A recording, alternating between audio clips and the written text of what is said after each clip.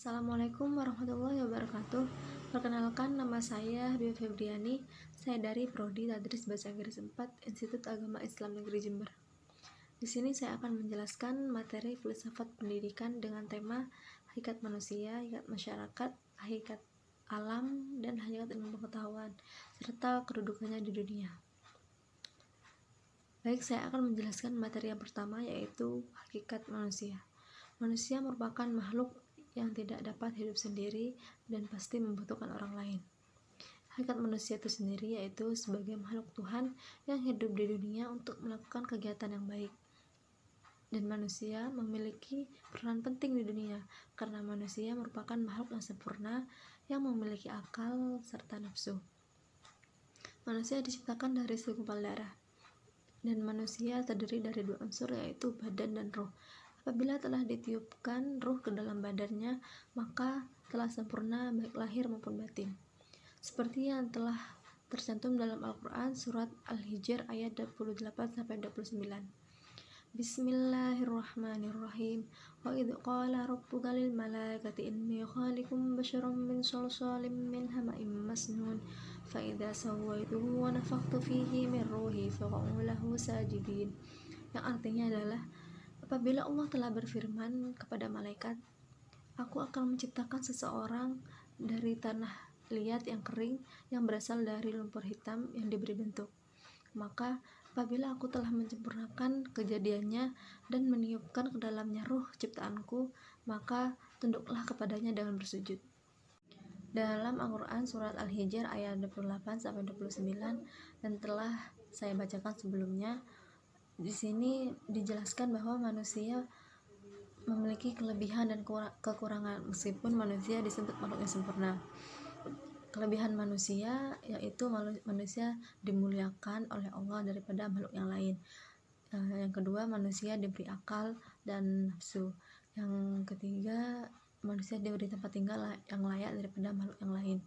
Dan yang keempat yaitu manusia diberikan perkembangan keturunan yang teratur. Dan selanjutnya, kekurangan manusia yaitu manusia adalah makhluk yang tergesa-gesa, makhluk yang sombong, makhluk yang lemah, meskipun manusia itu adalah makhluk yang sempurna. Sebutan asal-usul manusia dalam Al-Quran dibagi beberapa macam, yaitu tin, turab, salsal seperti fahroh yang berasal dari hama masnun.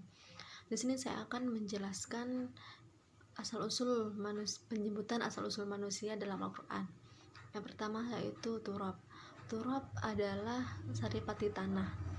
Menurut Muhammad Jawad, penciptaan asal-usul manusia dibagi menjadi dua macam, yaitu yang pertama, manusia diciptakan tanpa perantara, yaitu Adam. Yang kedua, dengan perantara Bani Adam, yakni berasal dari mani dan darah.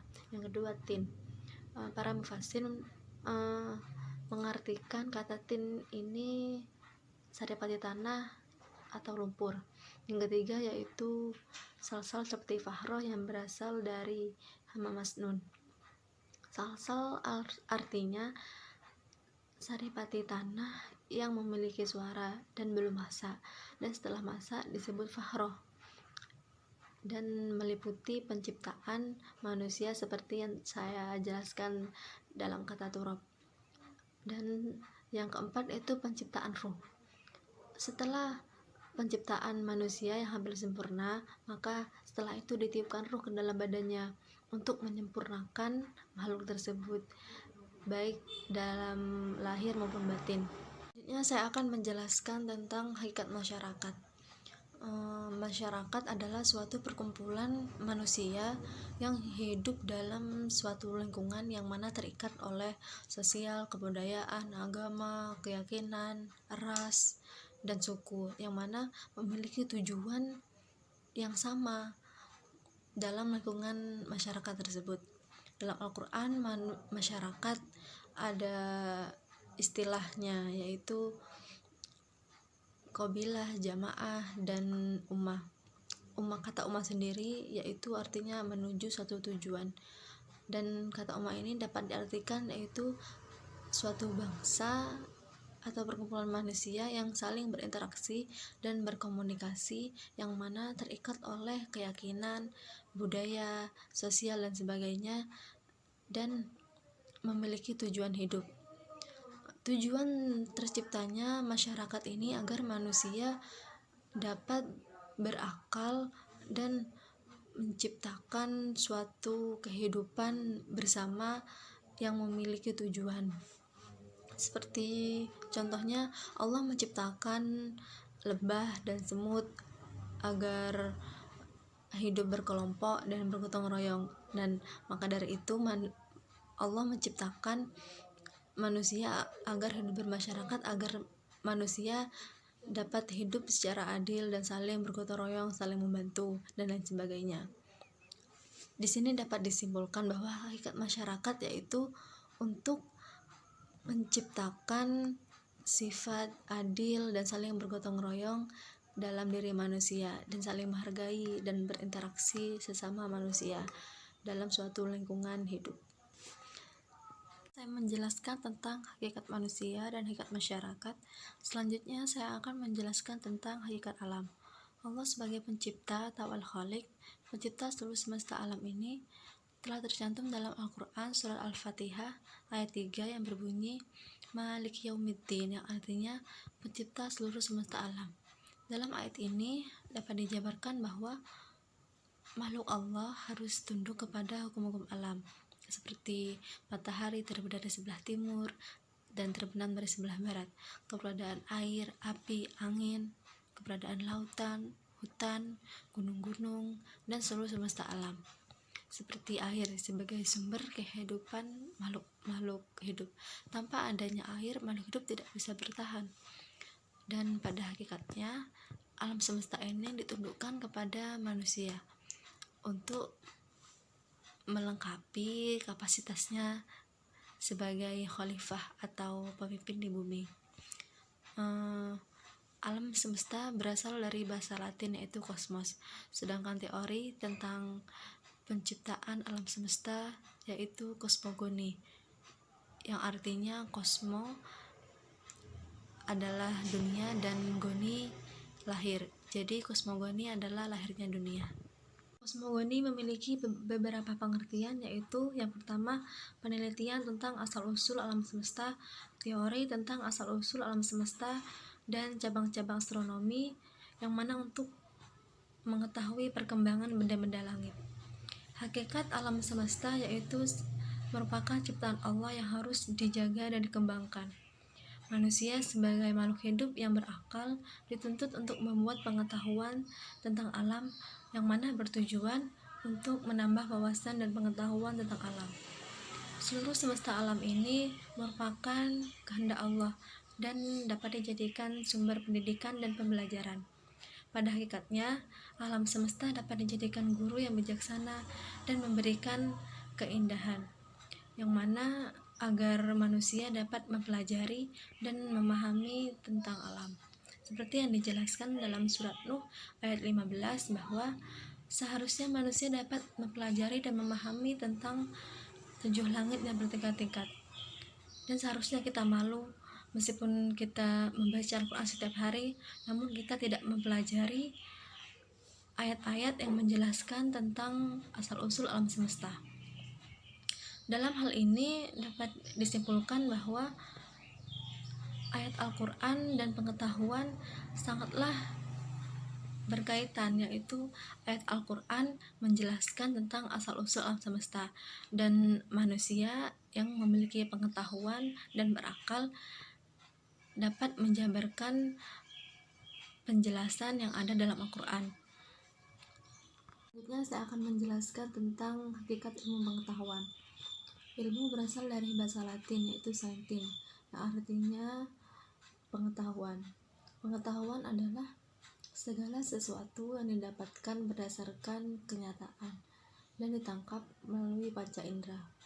Pengetahuan ini bersifat spontanitas dan masih belum diketahui maksud dan penjelasan yang lebih terperinci, karena pengetahuan ini didapatkan melalui kenyataan dan kebenaran. Seperti contohnya peristiwa gempa bumi. Manusia berlarian ke sana kemari untuk mencari tempat berlindung. Ini termasuk pengetahuan. Ilmu dan pengetahuan memiliki perbedaan, yaitu perbedaannya ilmu telah melalui proses yang sistematis, sedangkan pengetahuan meskipun berdasarkan kenyataan dan kebenaran, akan tetapi kadang-kadang kebenarannya masih belum jelas dan masih bercampur dengan insting. Ilmu dan pengetahuan sangatlah berkaitan satu sama lain. Ilmu tanpa adanya pengetahuan sulit terjadi, dan pengetahuan yang disertai dengan ilmu akan lebih jelas maksud penjelasannya. Ilmu memiliki beberapa fungsi dan dibagi menjadi 4, yaitu mendeskripsikan, memprediksikan, menjelaskan, dan mengendalikan. Mendeskripsikan yaitu memberi penjelasan yang lebih terperinci tentang suatu ilmu. Menjelaskan yaitu memberitahu tentang suatu ilmu agar dengan bahasa yang lebih dapat dipahami. Memprediksikan yaitu memberi contoh gambaran yang lebih banyak dan memberikan penjelasan lain yang lebih mendekati kepada suatu ilmu tersebut. Dan yang terakhir itu mengendalikan. Mengendalikan yaitu memberi batasan tentang suatu ilmu, mana yang benar dan mana yang salah. Selanjutnya saya akan menjelaskan tentang hakikat ilmu pengetahuan.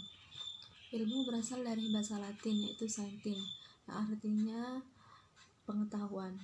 Pengetahuan adalah segala sesuatu yang didapatkan berdasarkan kenyataan dan ditangkap melalui panca indera. Pengetahuan ini bersifat spontanitas dan masih belum diketahui maksud dan penjelasan yang lebih terperinci, karena pengetahuan ini didapatkan melalui kenyataan dan kebenaran. Seperti contohnya peristiwa gempa bumi. Manusia berlarian ke sana kemari untuk mencari tempat berlindung. Ini termasuk pengetahuan. Ilmu dan pengetahuan memiliki perbedaan, yaitu perbedaannya ilmu telah melalui proses yang sistematis, sedangkan pengetahuan meskipun berdasarkan kenyataan dan kebenaran, akan tetapi kadang-kadang kebenarannya masih belum jelas dan masih bercampur dengan insting. Hakikat ilmu pengetahuan yaitu pengetahuan yang diolah kembali dan disusun secara metodis, di mana tentu saja berkaitan dengan realitas atau kenyataan. Hakikat ilmu pengetahuan ini merupakan bentuk dasar untuk ditelaah, dan dengan hakikat ilmu pengetahuan ini dapat menempatkan manusia pada posisi yang lebih tinggi. Selanjutnya saya akan menjelaskan kedudukan manusia dan masyarakat dalam perspektif pendidikan Islam. Kedudukan manusia dalam perspektif pendidikan Islam yaitu sebagai khalifah di bumi dan sebagai hamba Allah. Yang pertama yaitu sebagai hamba Allah, manusia harus menjalankan ibadah dengan sebaik-baiknya, dengan sebanyak-banyaknya, dan melakukan kegiatan yang bernilai baik seperti puasa, ibadah, sholat, zakat. Dan selain menjadi hamba Allah yang taat, selanjutnya yaitu untuk menjadi khalifah di bumi. Tugas manusia yaitu sebagai khalifah di bumi, yaitu menjadikan manusia hidup secara adil dan makmur, dan memakmurkan bumi ini dengan sebaik-baiknya agar manusia hidup secara damai, adil dan makmur. Maka untuk menjadi khalifah, manusia harus memiliki pendidikan sebagai bentuk yang jelas dan sebagai pelengkap untuk menjalani fungsinya sebagai pemimpin di dunia ini. Kedudukan masyarakat adalah masyarakat sebagai guru bagi setiap manusia yang memiliki kemauan untuk mengambil pelajaran yang ada di dalamnya. Yang kedua yaitu masyarakat sebagai subjek yang menilai keberhasilan pendidikan. Yang ketiga yaitu masyarakat sebagai cermin keberhasilan dan kegagalan dunia pendidikan. Yang keempat yaitu masyarakat sebagai tujuan bagi setiap anak didik yang telah belajar di berbagai lingkungan. Dan yang terakhir yaitu masyarakat adalah etika dan estetika kehidupan. Karena norma-norma individu berproses menjadi norma-norma sosial, dan norma-norma sosial yang disepakati dalam masyarakat merupakan puncak estetika kehidupan. Setelah saya menjelaskan kedudukan manusia dan masyarakat dalam perspektif pendidikan Islam, selanjutnya saya akan menjelaskan tentang kedudukan alam dan ilmu pengetahuan dalam perspektif pendidikan Islam. Baik, yang pertama saya akan menjelaskan tentang kedudukan alam. Alam adalah segala sesuatu yang ada selain Allah. Bukan hanya langit maupun bumi, akan tetapi segala sesuatu yang ada. Jika kita lebih memahami dan merenungi tentang segala sesuatu yang ada di alam semesta ini, baik hal kecil maupun hal besar, alam ini sangatlah memberikan manfaat kepada manusia. Contohnya, angin di lautan memberikan manfaat dan membantu para nelayan untuk mengarungi lautan. Ombak di pantai memberikan energi kepada para peselancar, dan air di sungai dan di bendungan memberikan energi listrik tenaga air. Contoh-contoh tersebut dapat kita ketahui bahwa kedudukan alam semesta di dunia ini sangatlah penting, bagaikan guru dan murid. Murid tidak akan bisa memahami suatu pelajaran tanpa adanya penjelasan dari guru. Maka dari itu, kita dapat mengambil pelajaran dari kedudukan alam ini, yaitu alam sebagai guru manusia, yaitu mengajarkan manusia dan memberikan petunjuk kepada manusia untuk melakukan segala sesuatu sesuai dengan kehendak Allah dan sesuai dengan hukum-hukum yang telah ditentukan Allah. Baik, selanjutnya saya akan menjelaskan tentang kedudukan ilmu pengetahuan dalam perspektif pendidikan Islam. Setiap manusia memiliki pengetahuan yang berasal dari pengalaman, dan dari pengalaman tersebut dapat dijadikan landasan untuk berpikir dan bertindak. Karena setiap manusia memiliki pengalaman yang berbeda-beda, maka dalam menyelesaikan masalah yang ada dalam pikirannya pun berbeda-beda juga, dan dibutuhkan pengetahuan yang mana bersumber pada pengalaman yang beragam tersebut. Kemudian, ilmu pengetahuan pun menjadi semakin banyak. Ilmu pengetahuan memiliki kedudukan yang tinggi, yaitu ilmu pengetahuan sebagai alat untuk mengelola sumber-sumber alam. Dengan ilmu pengetahuan, manusia dapat memanfaatkan bumi dengan baik. Kemudian, ilmu pengetahuan sebagai sumber untuk meningkatkan daya berpikir. Dengan begitu, manusia dapat meningkatkan pemahaman mereka dan menambah wawasan sumber-sumber keilmuan. Yang ketiga yaitu ilmu pengetahuan sebagai bentuk untuk mendekatkan diri kepada Allah.